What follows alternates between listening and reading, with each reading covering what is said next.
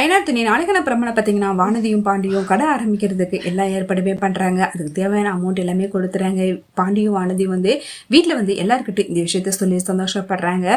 கடை எனக்கு திறக்கலான்னு நல்ல நாள் பார்த்து நீங்களே சொல்லுங்க நின்று நிலா கிட்ட கேட்குறாங்க. நிலா கிட்ட கேட்டதுமே வானதி மனசுக்குள்ள பயங்கரமாக கோவப்படுறாங்க. கடை திறக்கிறதுக்கு நாளும் முடிவு பண்ணிடுறாங்க. வெளியில் வந்ததுமே வானதி பாண்டிங்கிட்ட நம்ம தானே கஷ்டப்பட்டு கடை அவங்கள்ட்ட எதுக்காக நல்ல நாள் பார்த்து கேட்டுக்கிட்டு இருக்கேன், ஏன் உனக்கு பார்க்க தெரியாதா அப்படின்னு சொல்லிட்டு கோவப்படுறாங்க. இதை பார்த்ததுமே பாண்டி இது மாதிரிலாம் நினைக்கிறேன், நம்ம ஒரு நல்ல விஷயத்த செய்ய போறோம், எல்லாருக்கிட்டையும் சொல்லிட்டு செய்யறதானே நல்லா இருக்கும், இதுல எதுக்கு நீ கோவப்படுற அப்படின்னு சொல்லிட்டு வானதியை சமாதானப்படுத்துறாங்க. அடுத்து கடை திறப்பு விழாக்கு எல்லாருமே வந்திருக்கிறாங்க. எல்லாருமே ரொம்பவே சந்தோஷமா அந்த கடையும் திறக்கிறாங்க. அடுத்து வானதியோட அம்மாவும் அப்பாவும் நிலாவை பார்த்ததுமே நிலா கிட்ட வானதியை பத்தி சொல்றாங்க. இவ ரொம்ப ஆசைப்பட்டாங்க, இவன் நகையை வச்சுதாமா இவ்வளவு பணத்தை ரெடி பண்ணி கொடுத்துருக்கோம், அவளுக்கு கொஞ்சம் பொறுப்பா நடந்துக்க சொல்லி அட்வைஸ் எல்லாம் பண்ணுமா, பாத்துக்கோமா அப்படிங்கிற மாதிரி சொல்றாங்க. நிலாவும் அவங்க கிட்ட கவலையப்படாதீங்க, எல்லாத்தையுமே பாண்டி பார்த்துப்பாங்க, அதை நினைச்சு நீங்க ஃபீல் பண்ணாதீங்கன்னு சொல்லிட்டு ஆறுதல் சொல்றாங்க. கேட்டுட்டு வானதி பயங்கரமா மனசுக்குள்ள டென்ஷன் ஆறாங்க. அடுத்து வானதி அவங்க அம்மா கிட்டயும் அப்பா கிட்டயும் நான் கஷ்டப்பட்டு பணத்தை ரெடி பண்ணி இந்த கடையை திறந்து கூட அவங்கள பத்தி இதுக்காக நீ பெருமையா பேசிக்கிட்டு இருக்குன்னு சொல்லிட்டு அவங்க அம்மா கிட்டயும் அப்பா கிட்டயும் பயங்கரமா கோவப்படுறாங்க. அந்த பொறுப்பு இருந்தா நாங்க ஏண்டி எப்படி சொல்ல போறோம் அப்படின்னு சொல்றாங்க. இதை கேட்டதுமே வானதி பயங்கரமா டென்ஷன் ஆறாங்க. அடுத்த ஹஸ்பண்ட்னால கார்த்திகாவுக்கு பயங்கர பிரச்சனை ஆயிடுது. இந்த விஷயம் எல்லாமே சேரனுக்கு தெரிய சேரன் அவங்க வீட்டுக்கு போயிட்டு என்னாச்சுன்னு சொல்லிட்டு விசாரிக்கிறாங்க. அப்ப கார்த்திகா ரொம்பவே கதறி அழுகுறாங்க.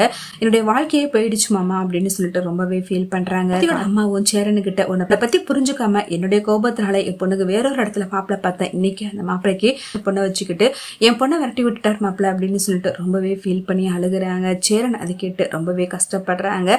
கண்டிப்பா இந்த பிரச்சனை நம்ம சரி பண்ணிடலாம் அப்படின்னு சொல்றாங்க. ஆனா கார்த்திகாவோ என் வாழ்க்கையே போயிடுச்சு, இதுக்கப்புறம் அந்த வாழ்க்கை எனக்கு திரும்ப வேணாங்கிற மாதிரி ரொம்பவே விரக்தியா பேசுறாங்க. அதை கேட்டதுமே சேரன் ரொம்பவே ஃபீல் பண்றாங்க. வீட்டுல எல்லாருக்கிட்டையும் இந்த விஷயத்த சொல்லி ரொம்பவே வருத்தப்படுறாங்க. ஒரு பக்கம் நிலா சடனா தலை சுத்துற மாதிரி இருக்குன்னு சொல்லிட்டு வாமிட் எடுக்கிறாங்க. அதை பார்த்துட்டு வீட்டுல எல்லாருமே சீக்கிரமாவே நம்ம வீட்டுக்கு குட்டி பாப்பா வரப்போகுதுன்னு சொல்லிட்டு ரொம்பவே சந்தோஷப்படுறாங்க. அதை நினைச்சு ரொம்பவே சந்தோஷப்பட்டு வேகமா ஓடி அந்த சக்கரெல்லாம் எடுத்து ஊட்டி விடுறாங்க. நிலாவோ அப்பெல்லாம் ஒண்ணு இருக்காது, வாங்க நம்ம டாக்டர்கிட்ட செக் பண்ணலாம் அப்படின்னு சொல்றாங்க. சோழனும் சந்தோஷத்துல நிலா டாக்டரா பார்க்க போயிருக்காங்க. ஒரு வீட்டுல எல்லாருமே நம்ம வீட்டுக்கு குட்டி பாப்பா வரப்போகுதுன்னு சொல்லிட்டு ரொம்பவே சந்தோஷத்துல இருக்கிறாங்க. ஆனா டாக்டர் செக் பண்ணி பார்த்துட்டு இது நார்மலான தலை சுத்து தான், ஏதாவது சாப்பிடாம இருந்திருப்பாங்க, அதனாலதான் இது மயக்கம் வந்திருக்கும் அப்படின்னு சொல்றாங்க. இதை கேட்டதுமே சோழன் மனசுக்குள்ள ரொம்பவே வருத்தப்படுறாங்க. அடுத்த சோழன் நிலா கிட்ட என்னாச்சு நிலா இது மாதிரிலாம் ஆயிடுச்சுன்னு சொல்லிட்டு ரொம்பவே ஃபீல் பண்றாங்க. நிலாவோ நம்ம இன்னும் சாதிக்க வேண்டியது எவ்வளவோ இருக்கு, அதுக்குள்ளே எதுக்காக நீங்க இவ்வளவு ஃபீல் பண்றீங்க, பொறுமையா பெத்துக்கலாம் அப்படிங்கிற மாதிரி சொல்லிட்டு சோழனுக்கு ஆறுதல் சொல்றாங்க. வீட்டுல இந்த விஷயத்த சொல்றாங்க. வீட்டுல எல்லாருமே ரொம்பவே வருத்தப்படுறாங்க.